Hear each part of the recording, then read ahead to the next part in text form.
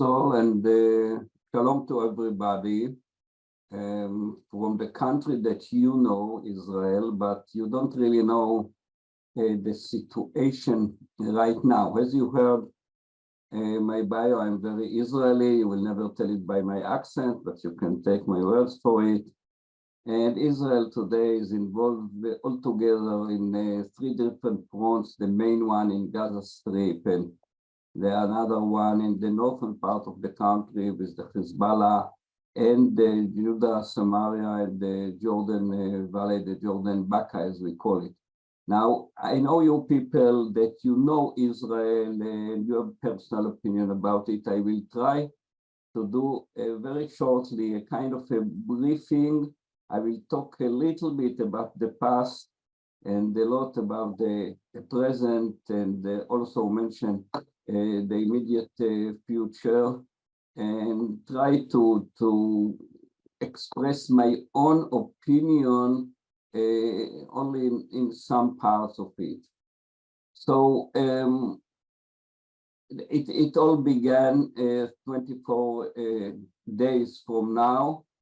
This was a very hard day to understand how hard and how problematic it is. In one day, in 24 hours, we have 2 times more casualties that we have in the 6-day war altogether. And right now, the people, most of them are civilians, babies, women, people which are more than 80 years old, and we have a lot of more than 200 people who are in the hand of the Hamas.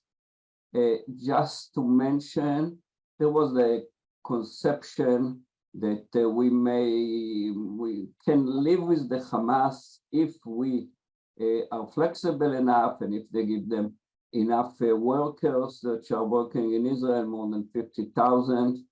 And that was a mistake. The intelligence Israeli, which is usually very good, wasn't this time, and we didn't get the early warning. Most of them thought that the Hamas is deterred. Also, the operational way that we handled the southern border near Gaza wasn't good enough. And there are 2 main lessons. I'm not talking about the lessons after the war, etc. I'm just talking about lessons that are has to be implemented immediately. One is that is do with our goal right now. The only way to deter a terror organization is to threat its own existence. And if it doesn't work, like this time, now we have to deliver, to actually erase the Hamas. And 2 is do with intention and capabilities. We usually like to get prepared according to the intentions of our enemies, and this is a mistake that we learned in Yom Kippur War. I took part in the 6-day war in Yom Kippur, the first and the second war in Lebanon. So this is an old lesson that we didn't learn good enough. Get prepared according to the capabilities of your enemies and not according to their intentions. You are not you mistake. There are a lot of mistakes you are doing by trying to think what is the intention of your enemy, and the intention of the organization like Hamas, etc., just to erase the Jewish people.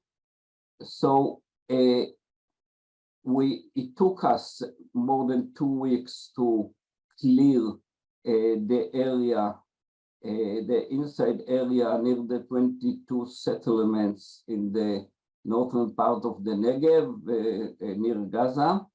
And right now we move to the other, the second part of this war, and this is the attack. We can say, like in the Second World War, that this is the end of the beginning. And we have now to deal with fighting and erasing the Hamas. Right now in Israel, the people in the same time mourning are going to funerals and sitting Shiva, and in the same time everybody is recruited, and the whole Israeli society is actually recruited in a way to help each other. And in the second stage, which means the attack on Gaza, we do it pretty carefully, but we are strong. What is the goal of right now? The first goal of this war, and this is to bring down the Hamas. There is something should be explained here. There is an asymmetry. We are very strong, of course. We can kill as many people as we want in Gaza. But in order to beat a terror organization, the idea is actually to eliminate all the leadership and as much members as we can, and to kick him out of his territory. The final stage of this war in Gaza is to how should I give an example to it? It's to arrive to this situation that was in Berlin in 1945, which means that the Hamas as an organization is out, and there's even special codes that we start to build in the same way that the USA, for example, built after 9/11, a military court to sentence all the members of the Hamas that we didn't kill. And Germany 1945 is the model of what should happen in Gaza. In the same time, I want to emphasize that we have three different fronts now in Israel. The southern one in Gaza, there is another one in the northern part along the border with Lebanon and Syria against the Hezbollah, and a third one in Judah and Samaria, because there is a part of the Hamas which is very active in Judah and Samaria. Can we do it? The answer is yes, and we must do it. Why we must do it? Because everybody look at us now.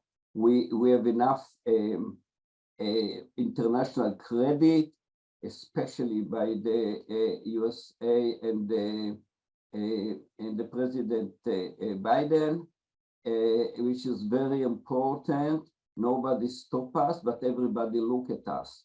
The Hezbollah is looking at us, the Tehran is looking at us, but also our colleagues from Egypt and Jordan, and also our friends in Washington. Israel should now prove that we can deliver. We are doing it pretty carefully, and we focus on Gaza. Why on Gaza? There might be other fronts, as I said, capabilities, not intentions, in the northern part and in other places, but we have to focus in Gaza, because if we bring a victory, as we need now in Gaza, it's not only good for Israel, it's also make a start to build again the deterrence against places or organizations like the Hezbollah and the Islamic Jihad. Now, why we are doing it, we have to remember that there are two goals to this war. One is to eliminate, to beat the Hamas, but also we have a lot of people with keep hostages in Gaza, which make everything more complicated in a way. But this is two goals that we have to achieve.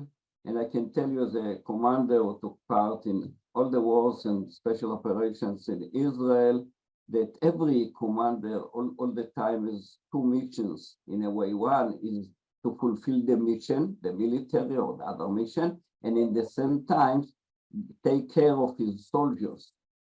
And it doesn't mean that there is a conflict. It means that there is two things that you have to bring together. And this is also true now. There are other, maybe other arenas. For example, the Hezbollah is right now open fire every day, etc., but doesn't launches all arsenal of rockets. The reason to it is because Iran is actually the manager of all this stuff, but they do the war with proxies. They don't fight, they don't send Iranian soldiers to fight this war. They have the Hamas, the Hezbollah, and also the Houthis in Yemen. And right now, they watching what will happen to the Hamas. And I think that they don't want to risk all their proxies in the same time. And they also take into consideration that the United States of America, who doesn't want this war to become regional, are there. And if this war will become regional, I think that the United States will be a player also. I mean, we don't, as you know, all along the Israeli history, we never asked other people, including Americans, to fight for us. We like the help that we got. We appreciate it, but we do our war. So it might enlarge to other fronts, and we are ready to it. Right now, we prefer to fight, to focus on Gaza, but if needed, we can, and we have all the power to enlarge the war to Lebanon and Syria. And what will be after that? I prefer to leave it to other days, but we will have to control Gaza in a situation that the people will know there is no Hamas in Gaza and there is no Hamas on earth, not in Judea and Samaria. Maybe there will be refugees in other places. Do we want to rule Gaza from now on? There are different views about it in Israel, and I don't want to enter into it because it's not right now. This is not the issue. The issue now is how to beat the Hamas, and later on, as it's used in Israel, there will be election of the municipalities. There will be, I guess, somewhere in some time general elections, as usually in Israel. There will be an inquiry committee, and we will be in touch about it later. Right now, we have to deliver a victory. If this war will be enlarged, I just want to comment on that. The United States of America will have to take position here, and already took position, but not practically, because then there will be two big issues, and the main one will be the position of Tehran, of Iran, because Iran is the head of the snake, and we will have at least, or a minimum, to prevent Iran from achieving nuclear capability. If Iran will achieve nuclear capability, all the problems in the Middle East will stay the same. Some of them will be more emphasized and more problematic. And on top of everything, there will be another mega problem, which is the Iranian nuclear, or as the Sunnis call it, a Shiite nuclear bomb. Imagine yourself that at that situation, Iran was nuclear. God forbid. And so this is the main issue. Another one that we have to say it right now, I don't want to deal with it, but no decent, no a very sober man in Israel will speak about Palestinian state. I know that this is the position of Washington. We have to talk about it, but I just want you to know that the distance between Tulkarem, which is the Green Line, and Netanya, which is the Israeli seashore, is half of the distance between Gaza and Ofakim, which was one of the towns that was attacked severely, and nobody will think about such a development anymore. This is more or less, I just want to emphasize very shortly that we'll have a lot of other issues that we have to take care. It's not only our national security grand strategy vis-a-vis Palestinian state, vis-a-vis intelligence, vis-a-vis defensible borders, what is the Israeli settlements in all Israel. I'm not talking only about Judah and Samaria and the Bekaa, Jordan, the valley of Jordan along the Jordan River. By the way, the average distance between the Jordan and the Mediterranean Sea, you know how much is it? 40 miles. This is small that we are, even if we talk, as my position, that Jordan should be our defensible borders in the east. And security, defense and security will return to be the big issue in Israel. The women in this war actually put an exclamation mark that women are fighters in Israel.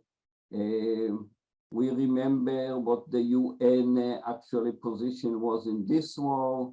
We remember that the Pope in Rome didn't say one strong word, and there will be a lot of influence on education and how the elections in Israel is going. We have a lot of work. I just want to end by say thank you and to just inform you, I'm for 20 years the voluntarily the chairman of Green Horizon, which is an organization, youth movement in Israel. We launch every year 3,500 trips in all parts of Israel. Right now, most of our staff is recruited, of course, is Lavi, as you know, and all the others. And actually, as usually, the women, most of the staff is run by women, and every group, every region take care of his own communities, work with children, with teenagers, do volunteering in everything needed in the community. And also we formed 3 special teams that went to Eilat in the southern part, and the Dead Sea and Ramat Negev, because there are a lot of Israeli refugees from the settlements near Gaza, and they are working there, of course, voluntarily with the teenagers and the children there. And I want to thank personally to everybody, to each of you. You know, when I was the national security advisor of 2 governments in Israel, I was often asked, what is the strategic asset of Israel? And everybody thought that I will say, I don't know, the F-35 or Merkava 7 or what we don't talk about. And I said, no, Israel got Jerusalem, we got the defensible borders, but above all, our strategic asset is the cohesion, the unity, of the Israeli society and our relations with the Jewish communities. So everything that you do for it. And special thanks to Talit Sur and Yoel for organizing this Zoom meeting, and to Russell and Mitch and Sharon. How are you there, Sharon? That we worked for many years together, and to each of you for what you contribute to Israel in every time or all the time, and especially at this situation in our